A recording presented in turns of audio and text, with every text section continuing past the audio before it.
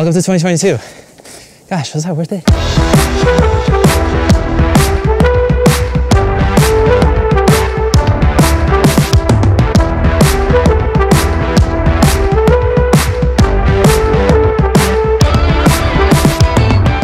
Alrighty guys, we are here with our very first video of 2022, and guys, it is honestly just so exciting that we finally made it this way, and honestly just so much stuff that's happened within the last year that I want to talk about before we jump into the main portion of this video, and probably why some of you guys clicked in. So if you guys want to head over there, click to that timestamp down below in in the bottom. You guys can go check that out.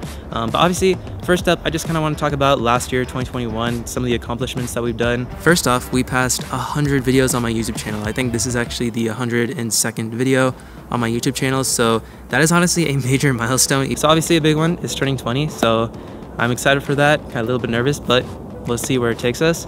And honestly, there's going to be a lot of changes when it comes to making these videos. I hope that this year I can definitely be a bit more constant with making videos. I know for the past couple months I've been able to do like 1 video per month, but hopefully that will change a little bit more down the line, because I definitely want to start going more into a constant flow. And also the way how I'm going to be shooting my videos is going to be a lot different this year. I'm not going to give too much insight into what that means, but just if you guys can think about a studio space, I'm gonna just leave it at that. So just beware. Just beware. And also in July of last year, Krivy and I mean, we've done our short films here and there, but this one was by far one of our biggest journeys yet, traveling 1,000 miles all the way to go to Boulder, Colorado, to go to Krivy's University, CU Boulder, and pretty much working on our very first documentary, which I'm so excited about. And guys, another huge one that happened last year, which honestly I never thought would be possible, but we actually flew out to LA and met Peter McKinnon. Like, you guys know, he is one of my gurus. He's like one of my teachers when it comes to working with cameras, and actually one of the first people to kind of get me motivated into the filmmaking industry, kind of learning more about cinematography. So, you know, finally meeting up with him, actually having like a one-on-one conversation, just talking about the stuff that we do, me talking about, you know, my filmmaking journey. There's gonna be so much stuff that's gonna be happening this year, and again, I'm just really excited to take you guys on the journey.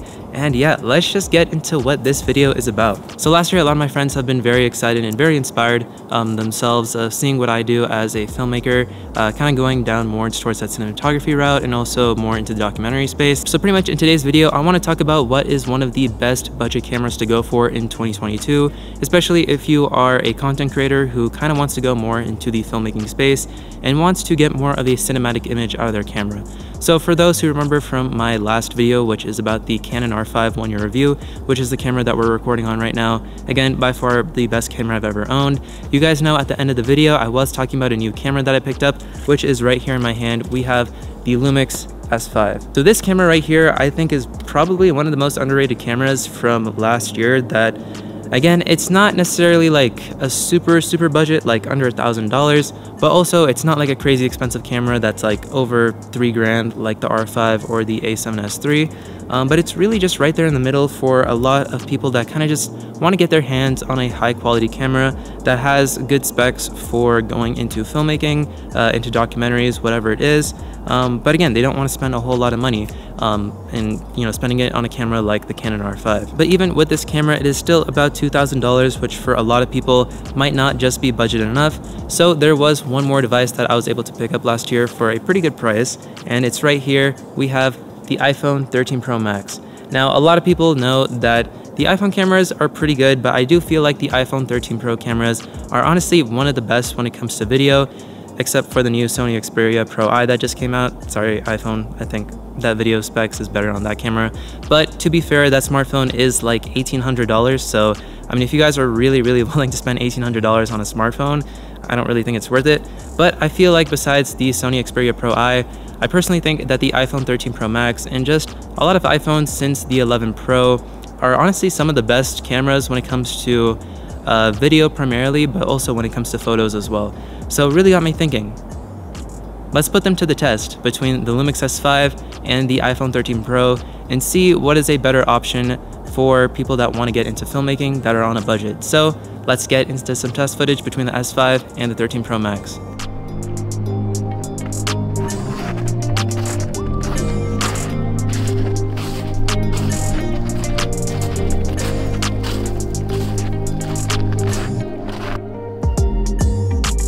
Pretty much in my right hand, we have the Lumix S5. In my left hand, we have the iPhone 13 Pro Max recording in ProRes. Now, one of the big things, especially with the Lumix S5, and I know a lot of people kind of hate on it when they talk about this particular camera, is definitely when it comes to the autofocus. Now, the autofocus on the S5, it's not as good as Canon or Sony, which I feel like is one of the biggest reasons why people continuously just talk about Canon and Sony over especially Lumix cameras in general. It's just because Lumix cameras autofocus, it's not as good, you know, like it does a good job, but it's not like to the point of how fast like dual pixel autofocus is, or especially like even on Sony's new A7S III and, you know, obviously their newer cameras, it works and it just looks really, really good. Again, if you're someone who purely relies on autofocus, then definitely going for the 13 Pro Max or the 13 Pro is definitely probably going to be the option for you. But if you are someone who's willing to put up with the autofocus speeds on the S5 and also get to learn a lot more into the manual focus route and also just being able to swap out lenses, definitely the S5 is for you guys. So pretty much when it comes between the two, if you are someone who wants to get more of a cinematic filmic look, definitely I feel like the S5 is definitely going to be the option to go for. But also the iPhone 13 Pro Max isn't bad at all, and I feel like if you're someone who's just mainly just going to be more into the content creation space, the social media, just mainly YouTube space, honestly, the iPhone 13 Pro Max is definitely not a bad camera to use. Because honestly, I've seen a whole lot of YouTubers who primarily just use iPhone cameras.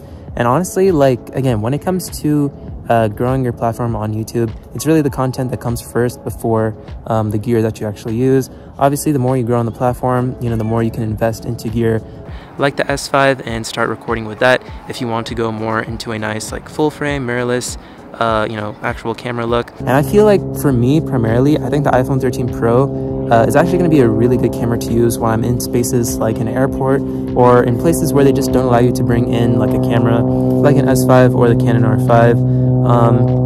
And again, it's just a very run and gun option. So like if you are just kind of in a pickle, you just need something like right there at the moment, I feel like that's where smartphones just really, really come in handy, especially if you're in a situation where you just need a high quality camera right there really, really fast. So definitely a good option to go for. And obviously if you're going to be sticking in the YouTube content creation space, I think going for a smartphone is a really good option to start out with, and then later down the line you can definitely move into more of a full frame look. So obviously for me, when it comes to the Lumix S5, again, this is definitely going to be more of a C cam for me. It's not really going to be a main camera because obviously I have the Canon R5 right there, and then who knows, later down the line I might even get something like the new Canon R5C, which is going to be coming out very shortly. I think actually by the time this video is out there, I think the Canon R5C will already be announced. So here's some images and some, you know, specs about it. Then definitely going for a camera like this is a really, really good option.